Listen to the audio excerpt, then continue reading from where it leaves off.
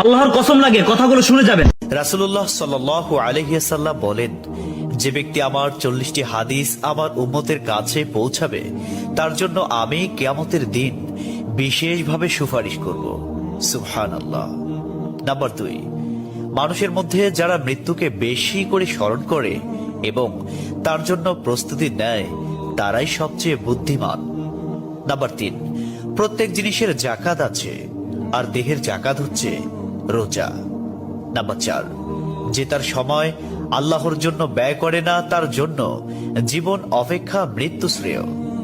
Number 5, যারা সব সময় ইস্তিগফার তথা ক্ষমা প্রার্থনা করে তাদের সাথে উঠা বসা করুন, কেননা তাদের হৃদয় সবচেয়ে কোমল হয়। নাম্বার 6, তুমি যত সিজদা দিবে আল্লাহ তত গুণা তোমার মাফ করে দিবেন। সুবহানাল্লাহ। নাম্বার 7, সূরা ফাতিহা প্রায় 1000 রোগের ওষুধ। নাম্বার 8, হাতের তালুতে জ্বলন্ত আগুনের কয়লা রাখলে যেমন কষ্ট হবে তার চেয়ে বেশি কষ্ট হবে শেষ জামানায় ঈমান রাখতে।